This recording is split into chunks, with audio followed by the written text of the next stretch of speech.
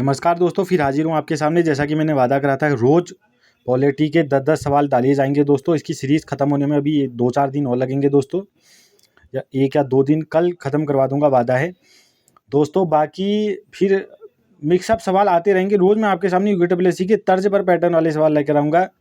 अगर आपकी डिमांड रही तो दोस्तों, ऐसी बात नहीं है, ब्लैक बोर्ड में पढ़ाने को बिल्कुल तैयार हैं, ऐसी कोई दिक्कत नहीं है। पर डिमांड आनी चाहिए दोस्तों, आपकी डिमांड पे ही सब कुछ होगा, ठीक है। तो दोस्तों, ज़्यादा समय व्यतीत ना करते हुए हम सीधे देखते हैं। देखिए, यहाँ पर पूछा है consider the following statement of the deputy speaker Lok Sabha का। देखिए, ऐसे सवाल बिल्कुल बनते हैं और बनने चाहिए मेरे हिसाब से। Whenever he is appointed as a member of parliamentary committee, he automatically becomes a chairman। दोस्तों, बिल्कुल सही कथन है। ये बिल्कुल इम्पोर्टेंट है कि जब भी डेप्यूटी स्पीकर जो है लोकसभा का, वो चुना जाता है मेंबर, तो उसको सीधे चेयरमैन बना दिया जाता है, ठीक है। सीधे चेयरमैन बनता है, मेंबर नहीं बनता दोस्तों। The date of his election is fix by the president. दोस्तों, बिल्कुल गलत है, ऐसा कुछ नहीं है, क्योंकि इसके इलेक्शन की जो डेट है वो हमारा स्पीकर डिसाइड करता है। He is subordinate to speaker of Lok Sabha. दोस्तों, ये सबॉर्डिनेट रहता है लोकसभा। बिल्कुल गलत दोस्तों।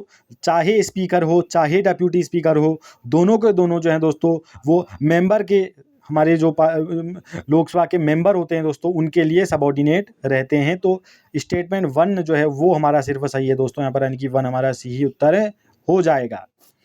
नेक्स्ट सवाल की तरफ बढ़ेंगे दोस्तों। देखिए,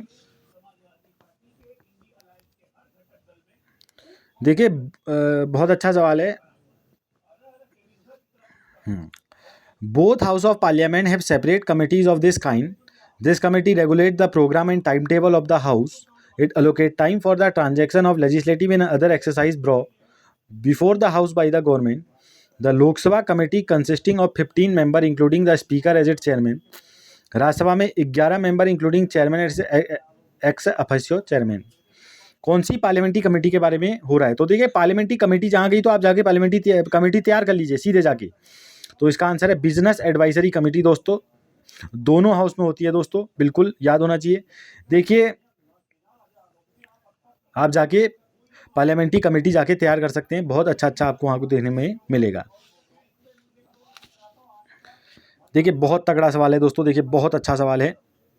लिखा है कि with reference to council of minister consider the following statement. A person who is not a member of either house of parliament can not be appointed as minister. दोस्तों, बिल्कुल गलत है, क्योंकि 6 महीने का प्रावधान संविधान में दिया है, तो दोस्तों ऐसा कैसे कह सकते हैं। President can appoint only those person as minister who are recommended by the prime minister. दोस्तों, बिल्कुल सही कथन है, जैसा कि आपने पढ़ा भी होगा स्टैंडर्ड किताब या कोई सी लूसेंट में भी लिखा होगा ये।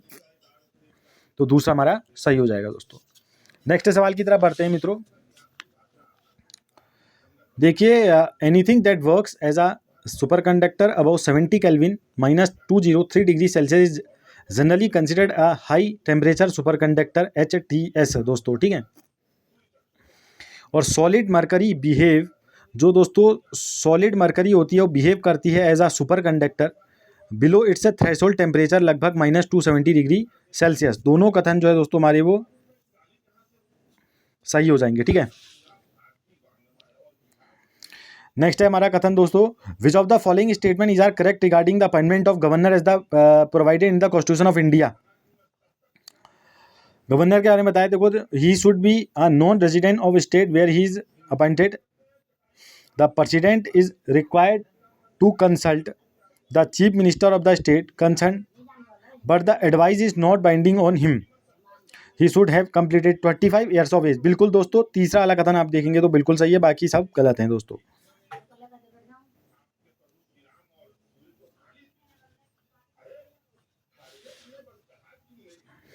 In the context of Indian polity consider the following statement. The president is the chief spokesman of the union government. बिल्कुल सही है दोस्तों, बिल्कुल मान सकते हैं। The president announce government policies on the floor of house. बिल्कुल दोस्तों।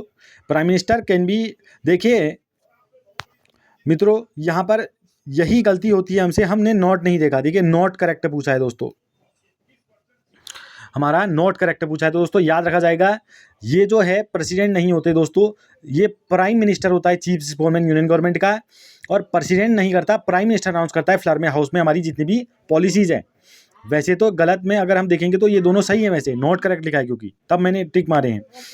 The prime minister can be member of any of the 2 house of parliament. बिल्कुल दोस्तों, ऐसे प्लीज़ एग्जाम्पल बताइए आप कमेंट करके, ऐसे कौन से प्रधानमंत्री हैं हमारे, कम से कम ऐसे 2 प्रधानमंत्री बताइए, क्योंकि यूके से पूछता है prime minister, deputy minister, deputy prime minister, speaker कौन कौन से रहे हैं करके, ठीक है। तो राज्यसभा से कौन कौन से प्रधानमंत्री बने हैं अभी तक हमारे प्रधानमंत्री, आप बताइए मेरे को। तो इसका सही उत्तर है 1 और 2, कमेंट करके बताइए, 2 कम से कम दोस्तों, ठीक है। Which of the following act of parliament provide for the preparation of revision of the electoral roll for purpose of election to the house of people? तो representation of people act of 1950 कहता है दोस्तों, 51 नहीं कहता है। 51 हमारी qualification disqualification देता है, और 50 जो हमारी ये देता है कि रिवीजन इलेक्टोरल रोल के बारे में, ठीक है। देखिए, म्यूचुअल लीगल असिस्टेंट ट्रीटी जो क्रिमिनल मैटर्स पे है, उसके बारे में कौन सा कथन सही है? They are bilateral treaties between the countries that allow for exchange of evidence, बिल्कुल सही है दोस्तों, MLAT के बारे में। बाकी ये दोनों कथन जो हैं दोस्तों हमारे गलत हैं, इसको देखने की भी जरूरत नहीं है, बस आपको इतना पता होना चाहिए कि क्या होता है MLATS। Last but not least दोस्तों,